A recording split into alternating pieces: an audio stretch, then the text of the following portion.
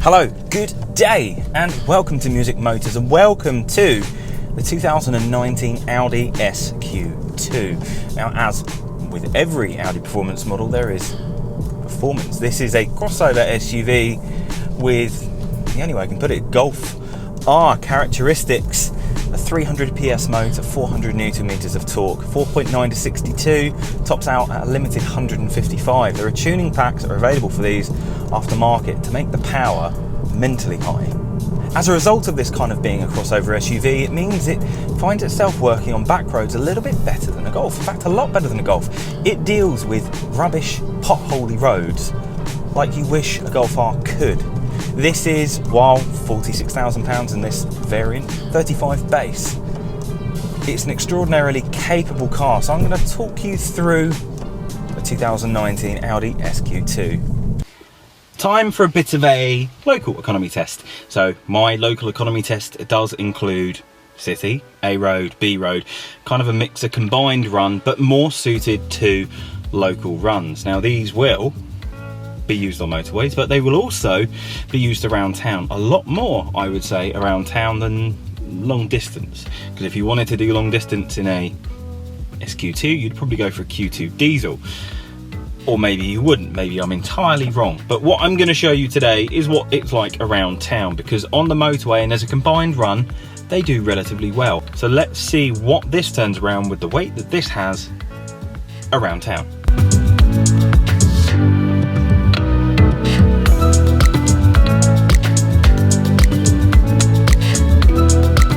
So at the other end of that, the surprising thing is 34.9 miles per gallon. Now, it was a mix of 30, 40, 60, 50, 40, 30. Realistically, the main part of the 60 was downhill and a bit of a straight. A lot of it was 30. There was a fair bit around town, and there was a lot of climb. And for it to be able to get that, and I wasn't driving super frugal, I had it in the economy setting, and I wasn't feather-footed, but I wasn't lead-footed. I just drove normally. So as a result, to be able to turn that around and to be able to have 300 PS, that's pretty good going. It's very comfortable, around town visibility is good, and in economy it's a very easy drive. The pedal feels good, it makes the throttle a little bit less responsive, but that's not bad because it's economy. You don't want it to be jumping through gears constantly. Pretty good job. Starting outside, you immediately find yourself kind of being drawn to this quite a lot over a standard Q2, not only because there are bigger alloys, but because there's more aggressive styling. This has the optional SQ2 styling pack. However, what it does is give you many options of beautiful gloss black, sports styling. Generally, all round, just makes it look a lot more sporty. The exterior of this car looks so good, I don't know why anyone would ever consider a standard Q2, because in comparison it looks so boring. Outside, this looks exciting. The front end is very typically Audi designed, with very of their new design language, kind of slap face. The only way I can put it, there's lots of long straight lines, but as a result, the front end looks mean and menacing. On the side of the car, you have design language of that we've seen things like the new Touareg and Tiguan. Again, long straight lines, but what they do is they help with aerodynamics. They make this look a lot more sleek. Because to be fair, there are also running lines. There's a weird line that kind of goes along the back where it's completely straight lined, like diagonally straight lined, and all of a sudden kind of turns into a diamond shape for the rest of it. Now this is for aerodynamical purposes, not so much for the design, but it works for the design. The whole side of the car looks sleek and sporty. Now come to the back. Within reason, when you look at the back, aside from the quad tailpipes, you'd be hard pressed to tell the difference between a standard Q2 and an SQ2. Obviously you have the nice light clusters at the back, you have nice lines, everything does flow quite nicely to the back of the car. However, seeing those quad tailpipes tells you it's something a little bit special. So from the outside point of view, this car just looks refined, sporty, sleek, finished. Typically Audi, with the new design language that we're seeing throughout the Volkswagen Audi group. If you're looking at buying an SQ2, then realistically some capability, some practicality is coming into your thought of purchase. Otherwise, you would have probably gone for one of the rivals. So with that in mind, maybe you're interested to see just how much boot space there is. So using my gig test, I'm going to show you.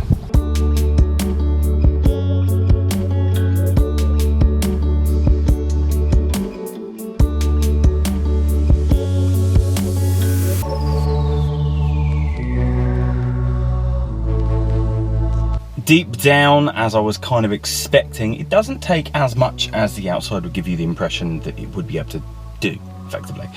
So the way I see it is, this is like a Golf on stilts. While not handling like a Golf on stilts, it just has the interior cabin space of that, which means that effectively you're looking at buying this if you just want a bit more clearance, if you live out in the country but you like a Golf, but you're so worried about the ride quality, and this is going to give you the mix of it. The interior space, don't get me wrong, is more than enough. The rear legroom's great, but it's no bigger than an A3 inside and boot space. And to be fair, outside it's not that much bigger either, it's just a bit higher up.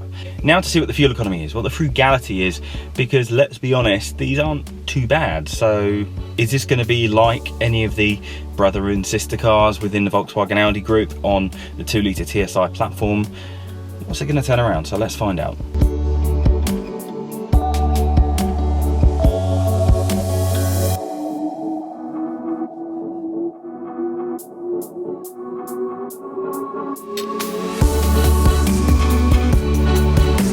With a mix of driving styles, sitting at 70 miles an hour on the motorway, a bit of 50 section, a real combined run, I've turned over 40 miles per gallon, in fact 40.9 miles per gallon. To be able to achieve that on a combined cycle, although it's more motorway, give it its due, was very, very impressive. It makes me think if you sat on the motorway, you'd probably quite easily 45, 46 miles per gallon. So as a result, when it comes to a daily point of view, as long as you're not stuck around town, this engine is really good.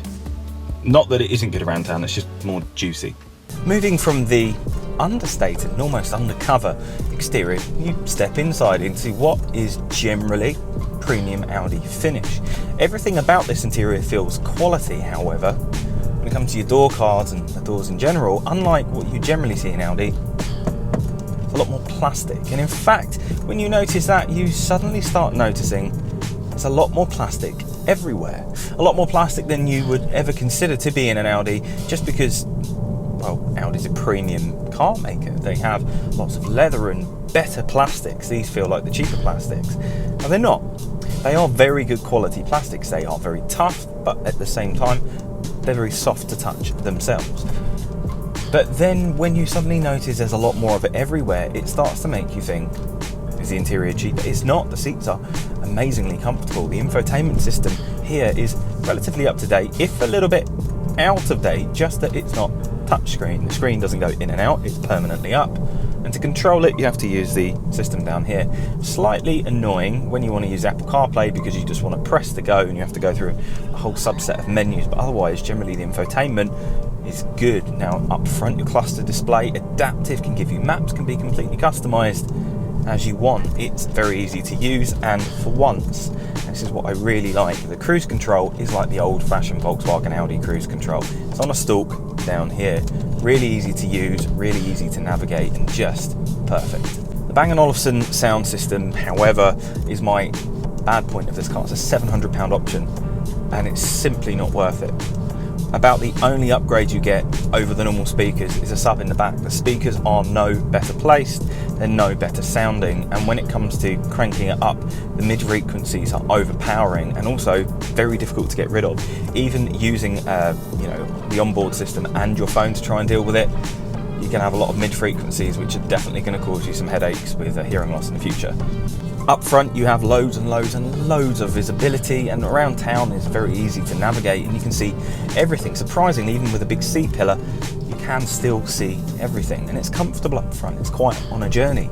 Your rear seat passengers do get more than enough room, no more than you would see in a competitive vehicle, but it's doable.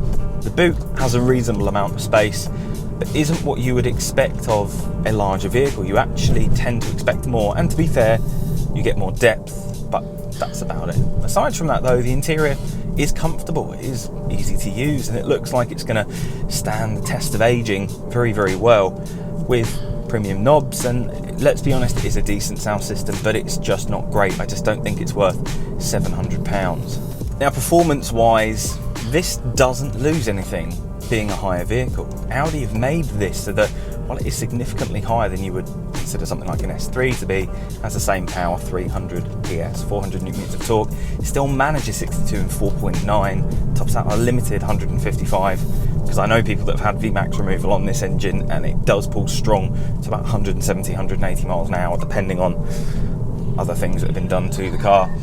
From a performance point of view, it's very responsive. The only annoying thing is, generally around town, if you're not in dynamic, it does tend to cut out as you're coming up to a junction, which means if you suddenly want to put your foot down, you can't do it. However, the engine when you're in dynamic is extraordinarily responsive. The gearbox is lovely to go. You don't see it popping as much as you do in something like an S3. It seems almost more refined, less raucous, but equally it gives you more performance. When it comes to handling, now this platform, effectively I relate a lot to a Golf R and to an S3, and I find both of those relatively numb on steering response, but this for some reason drives significantly better than those two. It drives a lot more, I don't know how to put it, you just get a lot more feedback from the steering wheel. The brakes are absolutely responsive as anything. When it comes to braking on back roads, it also isn't so punchy that it throws your weight balance out, so mid-corner, if you've had to brake for someone on the wrong side of the road or a pheasant coming out, you don't find yourself then throwing the car into oversteer or understeering into anything. It does seem absolutely balanced and composed. In fact, as an SUV to go, it's a lot more balanced and composed than most of the competition, to be fair.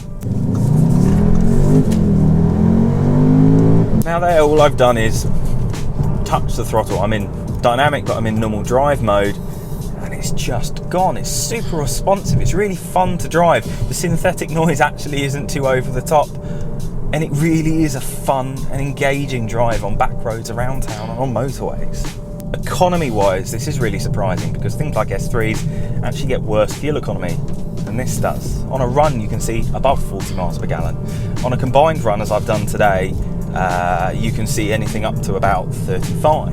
If you're just around town, if I go on another menu, you can suddenly see 26 just around town. It's really good fuel economy. At points I was not even seeing 26 on a combined run in an S3. So it does such a superior job to what effectively it's based on, because let's be honest, underneath this is an S3. So as a summary, this is a very, very well-built car. While I do feel there have been some letdowns in certain areas, I think it is superb for what it needs to do. It offers you great styling, a comfortable interior, an amazing performance, without sacrificing really any of those SUV capabilities. This is as capable as you could possibly want it to be. Now, prices do start at around 36, but you will end up spending 46 to be able to have many, many options, like tech pack, exterior styling pack, but it's totally worth it. And from a side note, on a remap, these become even more, well, boisterous.